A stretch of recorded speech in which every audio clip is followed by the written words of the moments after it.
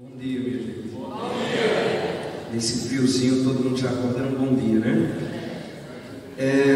Só para a gente recapitular um pouco, vamos recordar aquilo que nós ontem à noite não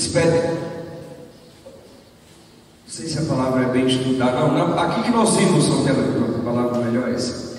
Aquilo que nós vimos ontem à noite. Falamos sobre a recuperação da centralidade do mistério pascal, que não é evento social, mas é sacrifício de Cristo. O sacrifício que é latrêutico, impetrativo, propiciatório, o sacrifício que se dá na realidade da vida, mas que não é alheio a nós.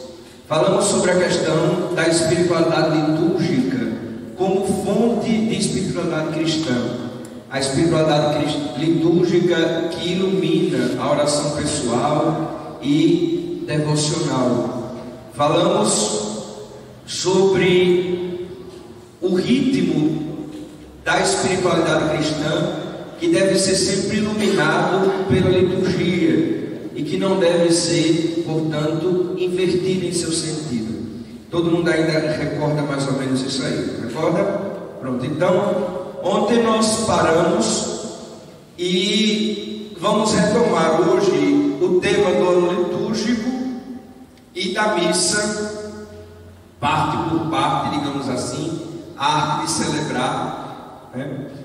E como eu tinha conversado com o Padre Emerson, como ele disse, eu acho que após o intervalo a gente pode deixar a coisa mais aberta para vocês perguntarem, ter as dúvidas, etc. E aí a gente vai clareando a partir daí, certo?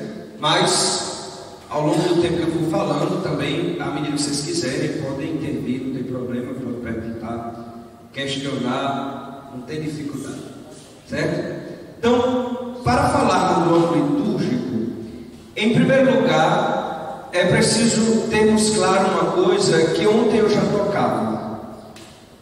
A questão da centralidade do mistério pascal, de onde nasce, de onde brota o ano litúrgico. Na origem da igreja, nós não começamos a celebrar a liturgia de forma sistemática no tempo. A gente não começou a celebrar já celebrando o dia 25 de dezembro, Natal, dia 1º Santa Maria, Mãe de Deus, em abril a Páscoa e por aí vai não. Nós começamos celebrando a Páscoa, a noite da ressurreição, a vigília pascal. Nasce dali a origem, ali tem origem a sistematização do ano litúrgico. Tudo nasce da noite da Páscoa, da vigília da Páscoa. A partir daí começa a se celebrar os mistérios da vida de Cristo à luz da Páscoa do Senhor. Então, a igreja começa celebrando a vigília pascal, a noite da ressurreição do Senhor, a noite batismal por excelência, exatamente porque naquela noite eram acolhidos os novos membros do corpo de Cristo. Então, por isso que, por excelência, nós oferecemos o sacramento da iniciação na noite da Páscoa, na vigília pascal, porque era exatamente nesta noite que, no princípio da igreja, os neófitos eram acolhidos na comunidade de fé. Eu não sei como é que anda aqui na diocese a questão do processo de iniciação cristã, como é que as paróquias têm feito e etc. Mas, se vocês já viram por aí, ou se aqui já tem sido feito, tem todos aqueles ritos preparatórios para a vigília pascal, por exemplo, os exorcismos, as acolhidas, as bênçãos, etc., que se dá a cada domingo da quaresma, exatamente porque aqueles eram os ritos que preparavam os neófitos para a primeira participação no mistério pascal, no dia em que eles eram introduzidos na comunidade. Então, é inclusive muito didático para o povo, né? Lá na paróquia a gente tem feito já há algum tempo e chama muita atenção do povo. A cada semana da quaresma, aqueles que receberam os sacramentos na vigília pascal vêm à igreja para tomar parte em um rito que os prepara para a recepção dos sacramentos. Era exatamente assim que tudo começou. Foi exatamente assim que tudo começou. Com o desenvolvimento da experiência de fé, então começou-se a se celebrar os mistérios da vida de Cristo, a celebrar a vida de Cristo. Por exemplo, o Natal do Senhor. Os cristãos não deixam de celebrar a festa da ressurreição, mas naquela noite do solstício de inverno, celebra-se então a festa da natividade na Eucaristia, na festa pascal. Então, a partir daí começa a se desenvolver o ano litúrgico, sempre tendo a Páscoa como centro. A celebração é sempre a celebração pascal. Agora, nos mistérios da vida de Cristo. A partir disso, já no princípio da Idade Média, a igreja então estabelece um calendário que celebra a cada domingo a festa da ressurreição. A cada domingo a igreja celebra a Páscoa de Cristo. O Papa São João Paulo II insistiu muito nesse tema da celebração dominical para nos fazer perceber exatamente que a nossa ida à igreja no domingo não é meramente uma obrigação devocional, nem é simplesmente um mero rito social na semana, mas ela é uma inserção na Páscoa do Senhor. Então, o Papa escreveu alguns documentos importantes, já próximo de sua morte, escreveu aquele documento Ecclesia de Eucaristia Vivit, que ele dedica um capítulo ao domingo. Mas tem, por exemplo, Dies Domini, que é uma encíclica importante sobre a celebração dominical. Tem uma outra que já de pertinho do final do pontificado também, que agora eu não consigo lembrar bem. Então, o domingo é o núcleo da celebração pascal dos cristãos que acompanham-os na vida, né? Lógico que hoje, ou melhor, desde a Alta Idade Média, que nós celebramos a Eucaristia todos os dias, com exceção da Sexta-feira Santa, mas por excelência o dia do Senhor é o domingo. Ontem vocês lembram que eu falei sobre a questão de ter cuidado para não colocar os devocionismos no lugar da centralidade da Páscoa. Isso acontece muito hoje em dia. Às vezes a gente vai escutar os fiéis e o fiel diz: não, padre, você vem a missas sempre, etc. Não, padre, eu vou toda terça-feira, ou eu vou toda quinta-feira. Lá na paróquia a adoração se terça na quarta-feira. E aí o fiel diz: eu vou toda quarta-feira para a missa da adoração. E você diz: e no domingo você vem? Não, no domingo geralmente eu não vou não, porque a família está toda em casa, etc. Então a gente perde o sentido central da vivência do mistério pascal. Preciso acordar para isso. Então aí se vai falar um pouco daquilo que eu já toquei no assunto, né? A vigília pascal no século II.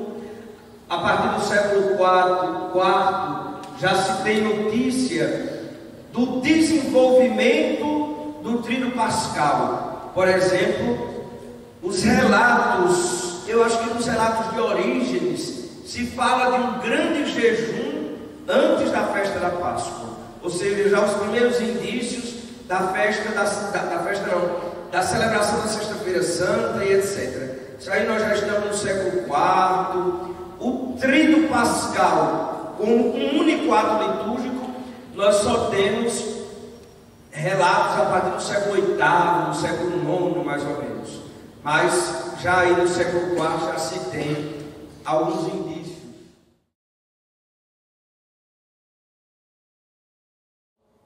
Até o século IV, isso aqui é importante. permanece a visão global e unitária do mistério pascal. A partir dessa época se começa a celebrar os critérios da historização, né? Como eu disse a vocês, à luz da Páscoa, celebra o Natal, celebra Cristo Rei, celebra, enfim, as festas do Santo. Festas do Santo não, já lá no meio da Idade Média já. Mas no século V já se tem notícia da missa para a reconciliação dos penitentes. É um primeiro sinal do tempo da Quaresma. E no século VII, a missa do Crisma, a missa da bênção dos olhos santos para a igreja de Roma, né? Uma coisa que é importante a gente atinar aqui sobre a questão da centralidade do mistério pascal é sobre o lugar do Trido Santo na vida da igreja. Aqui nós temos uma paróquia onde vem gente de todo lugar, etc., onde há muita devoção ao Senhor Perpétuo Socorro. A gente precisa conduzir o povo a perceber que o centro da vida dessa paróquia não é a festa do Nosso Senhor Perpétuo Socorro, é o Tríduo Pascal, é a festa da ressurreição do Senhor. Lá na paróquia em que eu estou, graças a Deus, a festa da padroeira é muito bem participada, mas eu tenho por obrigação fazer com que o povo perceba que o ponto alto da vida da paróquia não é a festa da padroeira.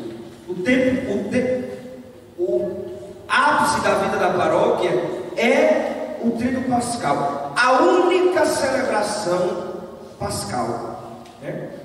Porque a gente depois, com os desdobramentos depois de Trento, nós percebemos que a igreja, nós separamos muito o Tríduo Pascal, porque levamos a emoção para a celebração do mistério.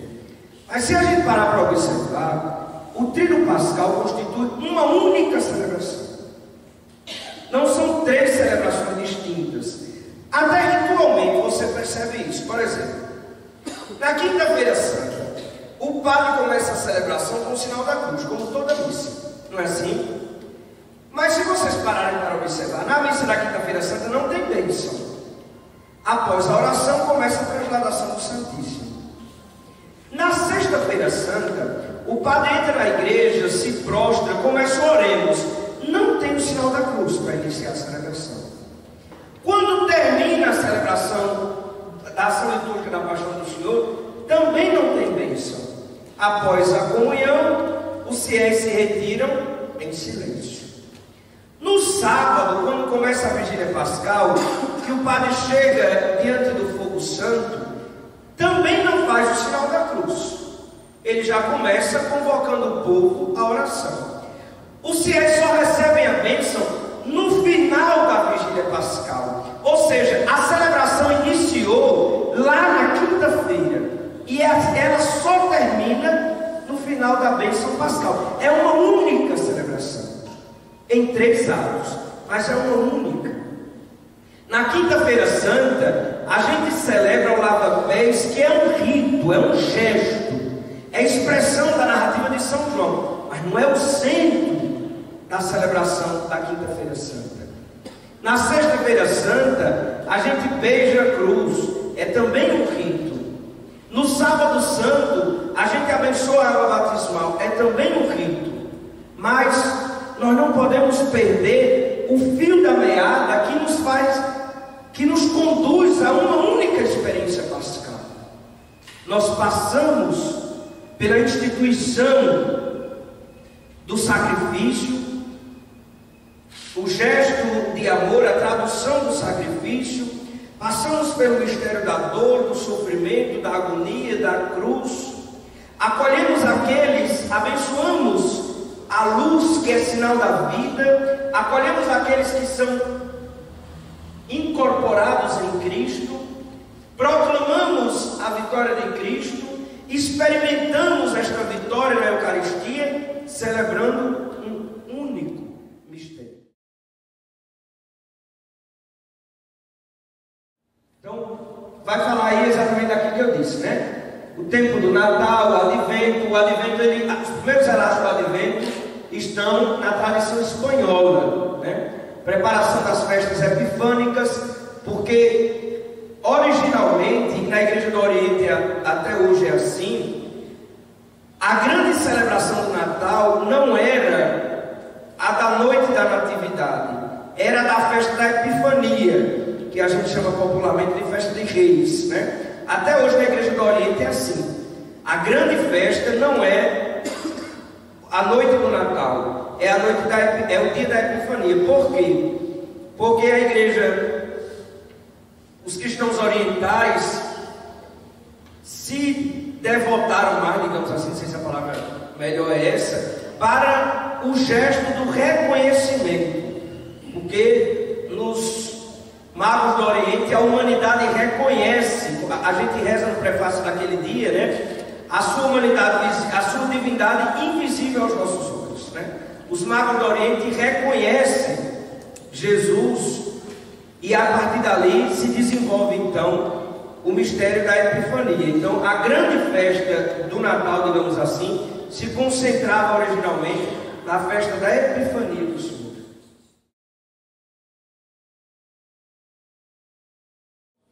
É preciso que a gente tenha bastante consciência disso. O tempo, cronológico, o tempo do relógio, né? A palavra que nos faz memória do mistério celebrado. Lembra do conceito de memória que eu já falei ontem, né? E que nos leva a experimentar no tempo, no cronos, o kairos. É um tempo para falar do tempo. A função, digamos, a palavra não é bem função, mas o lugar do Espírito Santo na liturgia é algo muito rico e que às vezes nós nem nos damos conta, né? O cardeal Hans van Balthasar dizia que o Espírito Santo é a pessoa desconhecida da vida cristã na Trindade. Mas o Espírito que conduz a ação memorial da liturgia, o que é que se diz nos Atos dos Apóstolos? Quem é o Espírito Santo? É o recordador, a tradução melhor seria essa. É o recordador, é aquele que faz memória, é aquele que invoca a memória.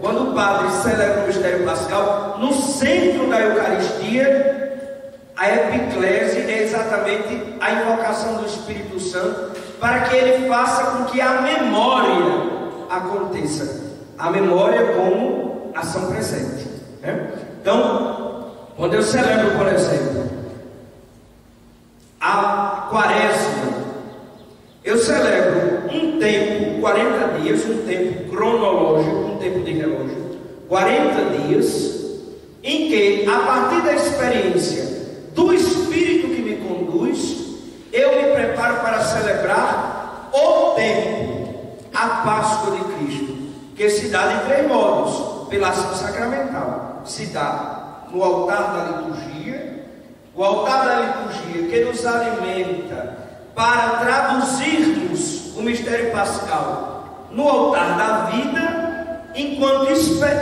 aguardamos, esperamos celebrar no altar da eternidade. Então, um tempo para preparar o tempo. E quem realiza esta função é o Espírito Santo através da palavra de Deus. A palavra que, quando é celebrada, proclamada. Uma coisa que o concílio nos chama muita atenção é para o lugar da liturgia da palavra na celebração eucarística. Daqui a pouco a gente vai falar melhor sobre isso. Então, o nosso tempo, a função temporal na liturgia é uma função limitada, porque nós celebramos de acordo com, como é que eu posso dizer, com os limites, a palavra melhor é limite mesmo, com os limites da temporalidade. Nós celebramos no hoje, no agora, experimentando, seja a ausência do tudo, seja a esperança de alcançá-lo. Então, em primeiro lugar, a gente celebra no tempo do relógio, né? Mas esta celebração no tempo de hoje, ela precisa alimentar em nós o desejo do tempo eterno. Eu falei ontem um pouco sobre a questão das devoções, e uma das coisas que é muito importante para nós é conduzirmos o povo. Isso não é só função de padre, não, isso é função de todos nós que trabalhamos no serviço litúrgico, nas nossas comunidades e etc. Conduzirmos o povo a perceber que na igreja nós não falamos só das necessidades de hoje. Nós não estamos na igreja somente para fazer band-aid nas feridas dos outros. A ação sacramental da igreja, ela nos projeta, ela alimenta em nós o desejo do Kairos, de viver a eternidade. Então nós somos cristãos, não é por causa do cartão de crédito, nós somos cristãos por causa do céu. O que é que São Paulo diz? Se não for a ressurreição, vã é a nossa fé. Então, se não for para experimentarmos a eternidade, não adianta ser cristão somente para pagar o cartão. Então é preciso que a gente leve os fiéis a perceber isso. Porque, por exemplo, num tempo de sentimentos tão fugazes como o nosso, se a gente conduz a liturgia somente a matar a fome de hoje, acaba que as pessoas elas participam de forma muito fútil da ação sacramental. E aí elas não criam, por exemplo, sentimento de pertença. Elas não criam, por exemplo, um vínculo com a comunidade. Elas não criam, por exemplo, uma fortaleza que é capaz de superar as coisas pequenas. É prestar atenção como o nosso povo hoje em dia. Não sei se a palavra que eu vou usar é mais certa não, se não for me perdoe. Mas o nosso povo hoje em dia é raso e se dói com tudo. Já prestou atenção nisso? Não. Qualquer coisa na comunidade é razão para uma pessoa deixar de frequentar a comunidade. Sabe por que isso? Porque a gente alimenta o povo muito mais do desejo de hoje do que do de amanhã. Então, eu digo lá na paróquia, os olhares não vêm na igreja simplesmente para se sentir bem. Precisa acabar essa ideia de que a gente vem na igreja somente para se sentir bem. Muitas vezes o Evangelho precisa fazer com que você se sinta mal. Porque se o Evangelho não fizer com que você se sinta mal, você não tem desejo de mudar de vida. Imagine se o Evangelho nos provoca a uma metanoia, uma mudança de mentalidade, e estou eu na homilia dizendo, não, olha, você é boazinha, na verdade Jesus é que é duro demais. Mas não se preocupe não, se conforme, você é assim mesmo. Agora a conversa é, Deus ele quer assim, né? Deus gosta de você assim mesmo, e não sei o que. Eu formo um cristão superficial, que ele procura um Deus de shopping center, que sacie sempre o que ele quer, na hora que ele quer e do jeito que ele quer. Na hora que qualquer coisa desagrada a ele, perna para quem ele quer. Às vezes a gente vai escutar os fiéis, tem determinadas realidades muito engraçadas, né? Fiel sempre do meu lado, aí começa a dizer, eu já fui de tal paróquia, de tal paróquia, de tal paróquia, de tal paróquia, de tal paróquia. Mas gostei da sua homilia, queria ficar por aqui. Você na hora pensa, meu Deus, aqui não, pelo amor de Deus. Isso é uma bronca na cabeça do pai, né? Mas, porque nós formamos os fiéis de forma superficial. De forma superficial. Se nós de fato conseguíssemos alimentar um desejo de eternidade, por exemplo, se nós, na ação sacramental, não levamos o fiel a esse desejo de eternidade, como é que a gente fala de sacrifício, hein? Como é que a gente fala de sacrifício? Não consegue. Porque se não tem o céu como alvo, não tem para que se sacrificar hoje. Os grandes problemas nossos hoje, para falar de família, por exemplo.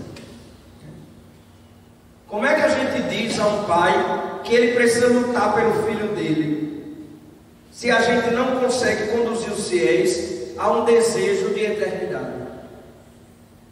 Quando o menino começa a dar problema, o nosso discurso se adequa muito mais ao pai abandonar o filho do que lutar por ele. Questão do matrimônio e etc. Então, é preciso que a gente alimente os fiéis desejo de eternidade. Então, o tempo, vai falar mais ou menos disso que eu já falei, né? É marcado por intervenção de Deus, o povo de Deus vai fazendo memória, vai fazendo sacramento ao longo de sua história, isso fazendo com que o Cronos alimente o Kairos, o desejo de salvação, o tempo da salvação.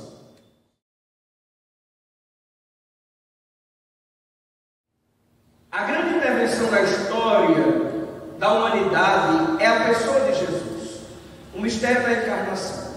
Na pessoa de Jesus, Deus irrompe a história humana, transformando-a e dando-lhe novo sentido. Uma celebração profícua do tempo do Natal resolve muitos problemas que nós hoje enfrentamos nas nossas comunidades.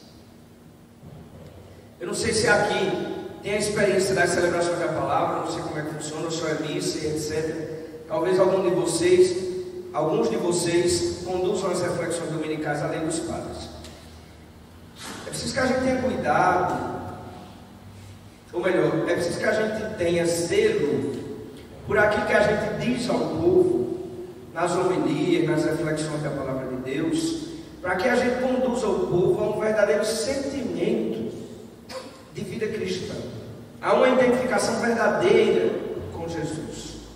Se nós celebrarmos, por exemplo, o tempo do Natal, entendam, o ciclo natalino, né? Advento e Natal, com sentimento e com uma profundidade capaz de fazer o fiel experimentar de fato esta ação de um Deus que rompe a história para ser solidário conosco, mas não para nos deixar por aqui, para nos conduzir a outra dimensão, a gente consegue, depois de um tempo, ajudar os fiéis numa condução de vida espiritual a perceber mais o sentido de sua vida. O grande problema é que a gente às vezes reclama do Papai Noel, mas a gente só deixa de falar nele. A gente só não fala o nome dele, mas acaba conduzindo os fiéis do mesmo jeito que o comércio conduz. O Natal não é somente a festinha da troca de presente, do não sei o que, não. É um mistério profundo que muda a história humana radicalmente. E que hoje precisa mudar a sua vida e a minha. Precisa mudar. Nós não podemos caminhar alheios à presença de um Deus que é conosco, que é na nossa vida.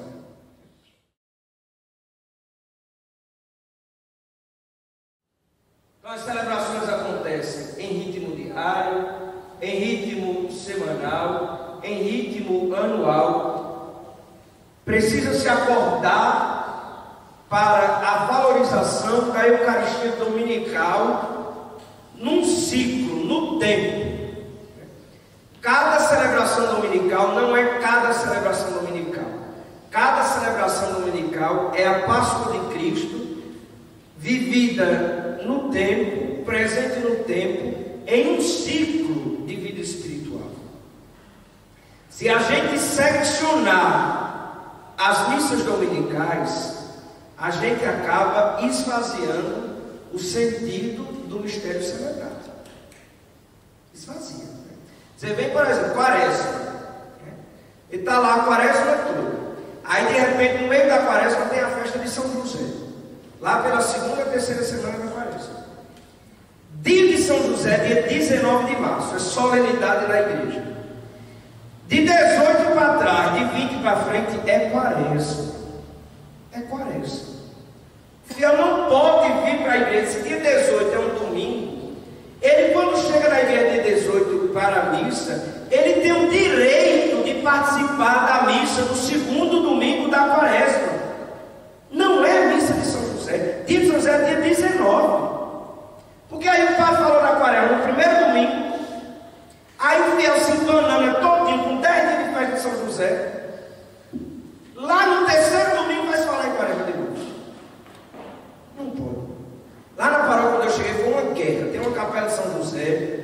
Olha, foi uma confusão. Porque chegou a festa de São José, o povo queria primeiro celebrar a missa de São José todo dia. Eu digo, olha, depois de 9 dias, dia de São José tem mais o que dizer não. 9 dias celebrando a missa votiva de São José, o que tem mais eu vou dizer mais dia 19? Tem mais não. Depois, 9 dias que a igreja cheia de flor, de glória, de não sei de que.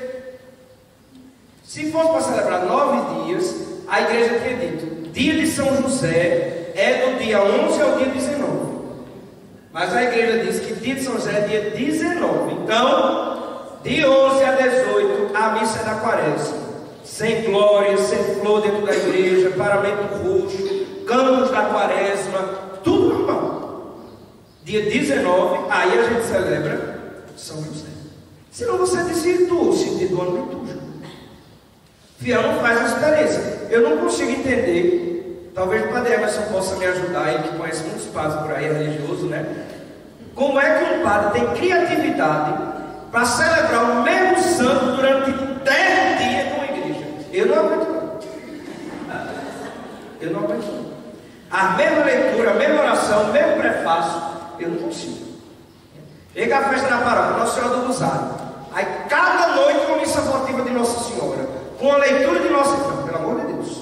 Eleva o tempo comum, de verde, com as missas dominicais, a leitura do tempo comum normal. Agora, no dia da festa padroeira, aí sim, a gente enche Nossa Senhora de flor, faz aquela festa tamanho do mundo e tudo mais, vai estar sem problema. Se vai ter a novena é uma ação devocional. Lá na paróquia a gente faz, graças a Deus, nos últimos anos, a igreja fica lotada para a novena. Mas a novena é antes da missa. Aí a gente vai todo mundo para a Imagem Nossa Senhora, incensa a Imagem Nossa Senhora, reza, faz a novena. Tem um salmo de São Boaventura, eu uso sempre, cada noite a gente reza a partir de um salmo, a novena, tudo mais. Terminou a novena, vamos celebrar a Eucaristia, o centro de nossa vida, no tempo, na vida litúrgica da igreja, como deve ser feito. Chega às vezes os padres, larga a casula toda azul, diz, olha, eu tenho uma verde linda para lhe emprestar, toma, use essa minha aqui, que ela é muito bonitinha, é do tempo de hoje e tudo mais, pronto. Né? Mas senão a gente desiste uma coisa. Eu conheço uma paróquia de um padre até muito próximo a mim, que ele faz 9 temas para a festa do padroeiro da paróquia. Né? Então tem um tema central e tem um tema para cada noite. Aí ele uma vez disse, olha, dá muito trabalho a mim, mas não adianta eu querer que o padre pregue sobre o tema, se as leituras são as leituras do dia, porque não casa. Então eu mudo as leituras cada noite para poder se adequar ao tempo, para ajudar o padre a pregar. Pelo amor de Deus, para poder adequar, acaba que nenhuma coisa nem outra, que aí desmantela tudo, o povo não entende, o padre não consegue celebrar bem, pronto. É o tempo da vida da igreja. A gente faz experiência também de unidade, né? Também de unidade.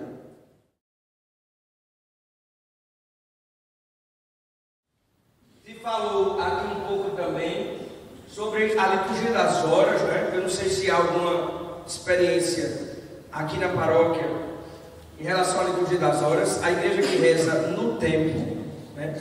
Que traduz o tempo, que vive a partir da experiência da oração uma santificação do tempo, né?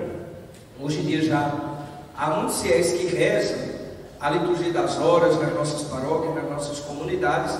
É uma experiência temporal da liturgia que se desdobra, da liturgia que vai tocando o nosso dia, né?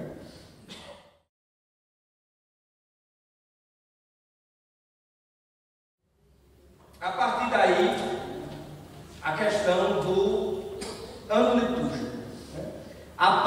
Páscoa como fundamento primeiro e fundamental do ano litúrgico, depois o ciclo do Natal, o tempo de preparação, a festa e o prolongamento, a Epifania, solenidade de Santa Maria Mãe de Deus, batismo do Senhor, etc. Tempo da preparação do ciclo da Páscoa, a Quaresma, a expressão do domingo como festa maior, o tempo comum, que é muito importante para a nossa espiritualidade cotidiana.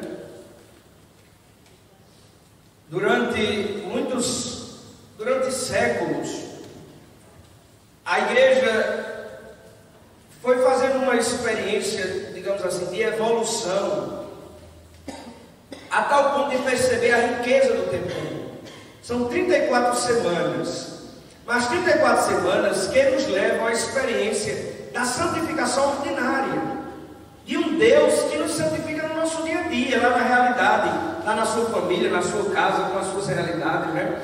Até a reforma conciliar, nós não tínhamos assim instituído, digamos, o tempo comum. A gente tinha um prolongamento do tempo de Pentecostes e uma antecipação do tempo do Advento, exatamente porque não tínhamos essa dimensão, né, da santificação ordinária que o tempo comum revela. Então, isso foi algo muito assim, valioso que o Concílio nos trouxe. Questão do tempo comum como lugar de santificação dos leigos, o nosso Deus que se revela na vida ordinária, etc.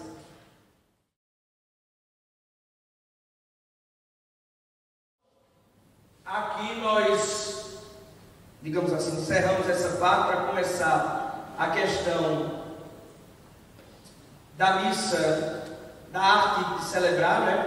Lembrando aquilo que diz o capítulo 7 da Sacrosanto Concílio, que nos chama a atenção para a liturgia que é expressão da revelação. Vocês já pararam para pensar por um minuto o significado da palavra revelar? Comumente, em nossa língua portuguesa, a gente confunde revelar com desvelar. Quando a gente diz assim, fulana tem um segredo há 30 anos, essa semana ela revelou para o marido dela. Na verdade, ela não revelou, ela desvelou. O segredo estava velado e ela retirou o véu. Ela desvelou. Revelar significa colocar um novo véu. Então, revelar. Por exemplo, quando a gente vai a um estúdio fotográfico, né? Porque agora ninguém mais faz isso. Mas quando a gente ia a um estúdio fotográfico, revelar uma foto. Pega o papel, vai colocando camadas de tinta em cima daquele papel, e aquelas camadas de tintas aglomeradas, elas revelam uma imagem. Então, na liturgia, revelar não pode significar desvelar, porque a liturgia é lugar do simbólico. Então, revelar precisa significar uma experiência em que nós somos conduzidos pelo Espírito, não para esgotar intelectualmente o sentido da coisa, mas para fazer uma experiência de amor. Não, é preciso que a gente tenha cuidado, porque senão a gente começa a querer explicar tudo, que a gente acha que o povo não compreende as coisas. Mas ninguém vai à missa para entender a missa. Simplesmente, as pessoas vão à missa para fazer uma experiência com Deus. Então, é preciso que a gente acorde para isso, né? Porque senão a gente começa... Lembra daquele exemplo que eu dei ontem, que a gente precisa explicar a vela, para que a vela, por que a vela, por que a vela, por que a vela? Precisa. E revelar não é desvelar. Revelar é colocar novos véus sobre.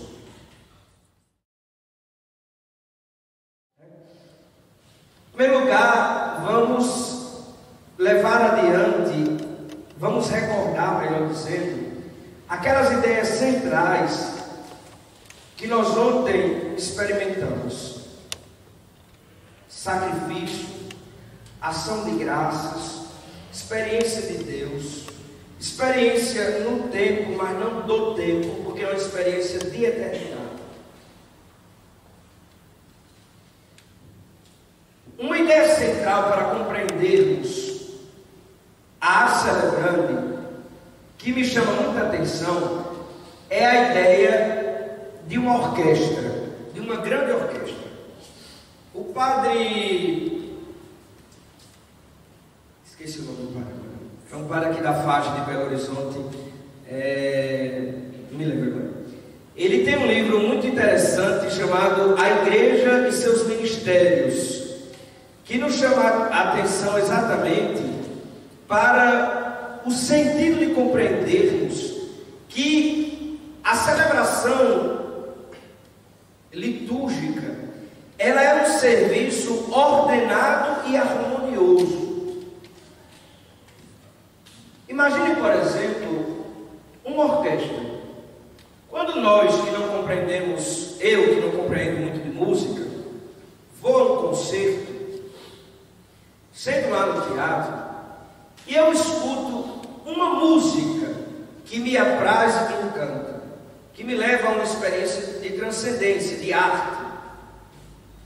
Eu que não entendo muito de música, não consigo, enquanto estou escutando a orquestra, diferenciar cada som em cada tempo.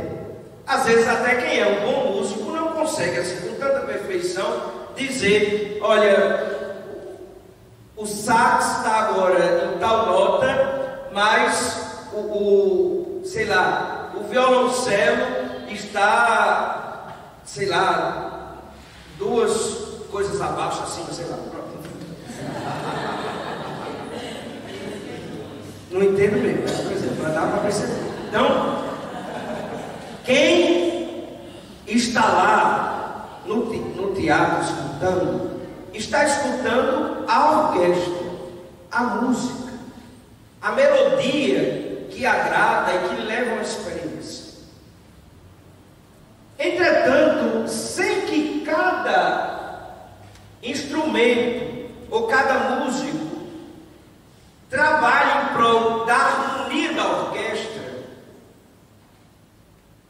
aquela música melodiosa e atrativa, ela não vai acontecer. Eu não conheço muito, então não sei distinguir. Mas se começarem a desafinar na orquestra, eu reconheço. Eu reconheço. Então, para a gente compreender a arte de celebrar, é preciso a gente entender que na liturgia todos nós estamos a serviço da harmonia daquilo que se celebra, da unidade celebrativa. Preciso que a gente tenha cuidado. Uma vez um padre me disse uma história que me chamou muita atenção. Vez por outra eu repito essa história. Ele disse que um dia ele era muito amigo de um teatrólogo famoso aqui, chamado Emílio Borba Filho. Já ouviram falar em Emílio Borba Filho? Não? Que tinha uma companhia de arte, naquela época, na década de 70, 80, era algo muito assim, inovador na nossa realidade do Nordeste, né? E disse que um dia veio aí alguém de fora e foi feita uma peça e os seminaristas estavam, os padres, etc. E no final, o responsável por aquela peça, que tinha sido convidado por Emílio, não era Emílio, disse uma coisa muito interessante a esse padre, que na ocasião era seminarista. Disse: olha, o seminarista foi elogiar a beleza de tudo aquilo, etc. Disse: olha, é muito interessante a nossa forma de viver aquilo que a gente apresenta. E a nossa diferença para vocês, os padres, ele dizia, é que nós usamos todas as técnicas possíveis para convencer o público de que uma mentira, uma história inventada, é algo verdadeiro. Então a gente usa de tudo quanto é técnica, da veracidade do falar e etc., para convencer os espectadores de que a história que nós contamos é uma história verídica. Ele dizia, o teatrólogo, eu não consigo entender como é que a gente vai a uma missa e as coisas são tão desarmoniosas. Vocês que apresentam a maior verdade que existe, às vezes fazem de uma forma tão amadora que parece que é mentira a verdade que vocês apresentam. Então, às vezes o teatro usa de tanta perfeição que convence de que uma mentira é verdade, e nós fazemos a coisa de forma tão relaxada que às vezes parece que nós não acreditamos naquilo que queremos comunicar. Então é preciso que a gente acorde para isso. Na liturgia precisa haver a finesse de uma arte que se revela de forma harmoniosa. Eu digo ao povo na minha paróquia, às vezes as pessoas questionam determinadas coisas, né? Ah, pastor é um perfeccionista, fica olhando cada detalhe, às vezes vê coisa que ninguém tinha visto e não sei o que, tal e tal. Eu digo ao povo, olha, é interessante. Vocês vão receber alguém importante em casa, vocês passam o dia todo arrumando a casa, chamam até ajudante para arrumar a casa para receber alguém importante. Agora vocês celebram uma missa e querem preparar com 15 minutos. Qual o lugar de Deus na vida de vocês? Ou a gente dá a verdadeira importância àquilo que a gente celebra, não faz. E desse alguém me disse, porque lá na paróquia eu faço uns encontros de preparação para a Páscoa durante toda a quaresma, uns encontros de espiritualidade, e faço também a preparação litúrgica para cada celebração. Então, por exemplo, esse ano foi na segunda e na terça. Toda segunda-feira os encontros de preparação para a Páscoa, toda terça é como se fosse um grande ensaio. Vai todo mundo, coroinha, ministério de música, ministro de comunhão, leitor, e eu passo a celebração inteira, do começo até o fim, todinha, todo o material. E alguém vai dizer, padre, porque a gente fica muito cansado toda semana, não sei o que, tal. Eu digo, interessante. Vocês preparam, vão a uma festa de casamento da vizinha do outro lado da rua. Toda semana é um vestido para experimentar, não sei o que para fazer. Passa o dia na maquiagem, vai não sei o que. São meses de preparação para ir para a festa de casamento da vizinha do outro lado da rua. Agora vocês querem celebrar a vigília pascal sem preparar. E aí eu sou meio assim, tem hora que eu não tomo remédio na cabeça, fico trocando teco, né? Ele vai dizer, não tem problema, você não quer se preparar, não tem problema, deixa eu dar outro. Não tem dificuldade, a gente arruma outra coisa, ninguém substitui. Agora só vem quem de fato, logo quando a gente chega, o povo reclama mais, né? Depois vai pegando ritmo, vê que não vai mudar mesmo, então vai pegando ritmo, né? Mas é preciso que a gente tenha cuidado nesse sentido, porque senão a gente não transmite a verdade que nós acreditamos. Minha gente, eu não sei se é só para mim que sou doido, ou com vocês também acontece, mas uma missa mal preparada é um tormento para a gente participar. É um tormento, ninguém reza. Corre de um lado para o outro, jeito para corrigir coisa, para fazer para cá. O músico canta errado, o coroinha se enrola, a ministra da Eucaristia não sabe o que é que faz, o leitor erra a leitura. Não sabe. Tem quem aguente participar do negócio aqui. Será que nós acreditamos naquilo que nós... Você estava dizendo lá na paróquia, sexta-feira retrasada, foi meu Deus. Foi. Primeira sexta-feira do mês. Celebrar numa comunidade. Quando eu cheguei, já percebi que o negócio estava virado de cabeça para baixo. Estava tendo o EJC e tinha muitos jovens lá, e tinha meninos mais espertos que são coroinhas e organizam a sacristia, não tinha nenhum. Né? Eu já percebi que estava tudo virado de cabeça para baixo quando eu cheguei. Também não disse nada. Me arrumar, me paramentei, fui rezar, etc. Mas olhe, que confusão para celebrar essa missa. A ministra que era do dia não sabia o que era o missal. Eu disse o missal, porque eu também não saio do meu canto. Esse negócio de estar gritando, chamando, eu fico no meu lugar, Todo mundo já percebe na minha cara o que é que eu quero dizer, né? Missal, e a mulher veio comigo. Missal, ela veio comigo. Missal, ela veio comigo no meu canto. E lá o tempo, né? E o povo já vai se agoniando tudo, né? Porque já tá vendo que tem algum povo que não vai bem, né? E vai para lá, e vai para cá, e vai para um lado, e vai para o outro, e chama fulano, fulano, vem cá, e lá vem outro correndo do meio da igreja para cá, para mostrar ele o que era o missal, e puxa para lá, a da música erra, e não sei o que. E eu calado, eu também não digo nada, não reclamo, sai pra lá. Quando foi no final da missa, eu chamei tudo na sacristia e disse, olha, no dia que eu chegar aqui para celebrar, e a coisa estiver desse jeito, me avise que aí não celebra. É melhor. Porque vocês não levaram ninguém a rezar hoje. E ainda me levaram a pecar. Porque eu tive tanta raiva de vocês durante essa missa. Vocês não querem acreditar. Então, ou a gente prepara com dignidade aquilo que faz, ou a gente não faz. Ah, porque não tinha ensaiado o canto de comunhão. Então pronto, minha filha, você não tinha ensaiado, avise na sacristia, padre, olha, eu não ensaiei, pronto. Aí te reza no título de comunhão e faz a comunhão em silêncio. Agora, se você não preparou, não faça.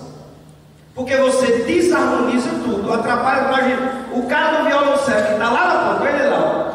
Imagina se ele esqueceu a partitura aqui nos pés do cara da flauta doce. Para ele sair de lá para quê? Ele sai derrubando o instrumento de todo mundo. E é assim a liturgia, vocês sabem disso, na experiência cotidiana. Então é preciso que a gente tenha cuidado. A senhora, nessa tal missa, foi a mulher ali, aí chega vendo o livro e fica assim. Aí passa um passo, vai para lá. Aí vem a outra para cá. Aí corre a que está lá com a liturgia, esse livrinho, né? Aí olha a liturgia diária e olha o livro. Olha a liturgia diária e olha o livro. Aí olha para mim, né? Para ver se eu vou lá para socorrer. E eu, do jeito que estou na cadeira, eu fico. Não saio do meu corpo, nada. E fica aquele desespero, aquela agonia. Acaba com a outra, corre de lá e diz, lê por aqui mesmo, lê por aqui mesmo. Aí começa a ler pelo tal do livro da liturgia diária, né?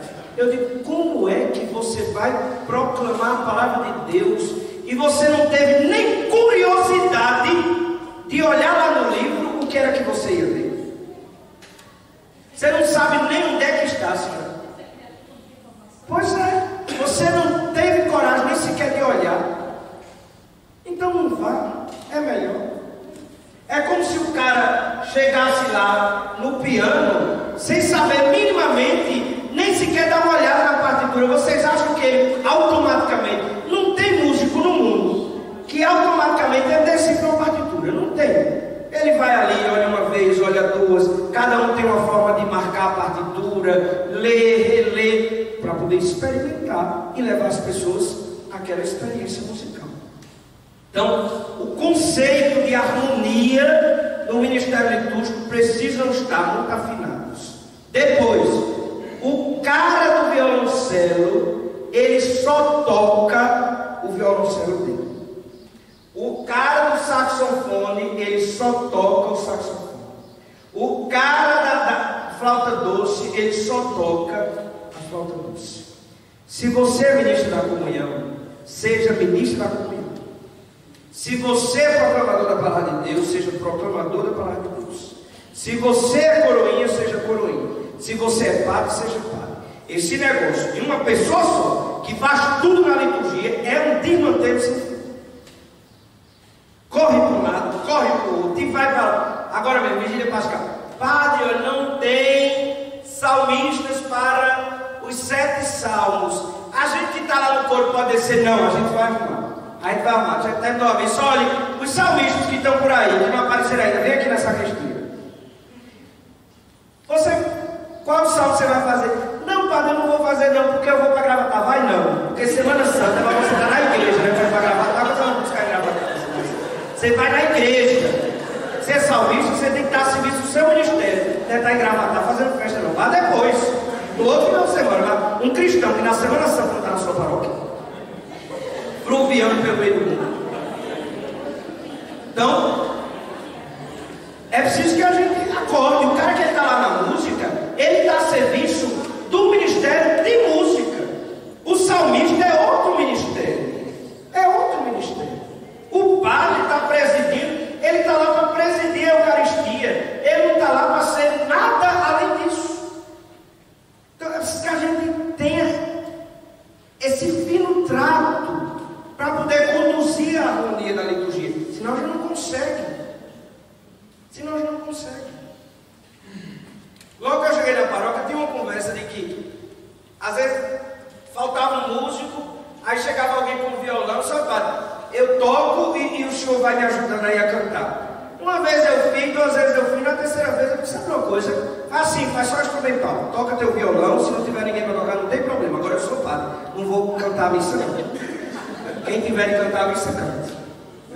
Então é preciso que a gente tenha esse fino trato.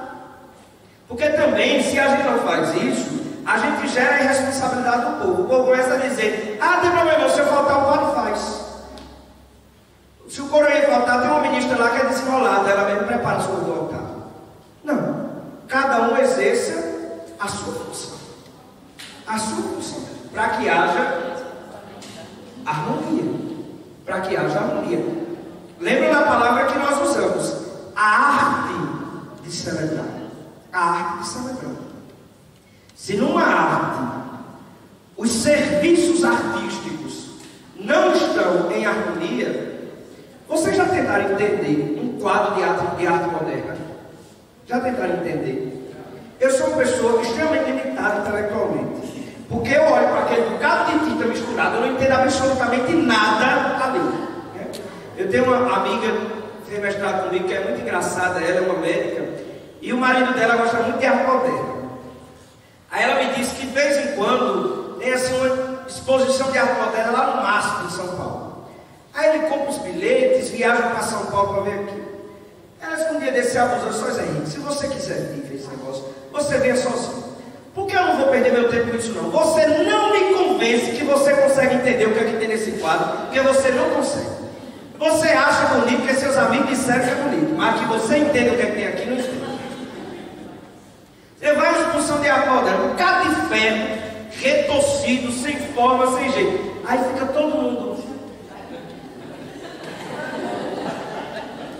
Aí embaixo tem uma plaquinha com a descrição. O homem chegando na lua. O que é que tem a ver aquele bocado de ferro com o homem chegando na lua? Eu que sou limitado, eu não consigo entender não. Se alguém me disser que entende aquilo, parabéns, você é maravilhoso. Agora eu não entendo. Para que a arte se faça experimentar, é preciso que haja harmonia. Harmonia. Às vezes a gente celebra a missa, parece um quadro de arte moderna. Um negócio todo embaralhado que ninguém entende nada.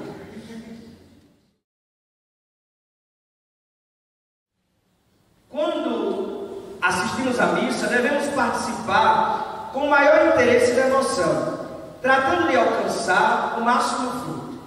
Posto que na missa se renova o sacrifício do Calvário, deveríamos estar presentes com os mesmos sentimentos de Santa Maria aos pés da cruz, acompanhando o seu filho plenamente identificados com ele. É uma questão que a gente deveria nos deter um pouco a tentar entender. É a questão da expressão do sentimento na liturgia, que se distingue do sentimentalismo. O que é de fato que nos conduz na ação litúrgica, né? O concílio ele usa 4 palavras importantes na sacração do concílio. A participação litúrgica ela precisa ser consciente, 3 palavras, melhor dizer. Consciente, ativa, 4 palavras, participativa e frutuosa. Consciente, ativa, participativa e frutuosa. Então, preciso que a gente se deixe perceber.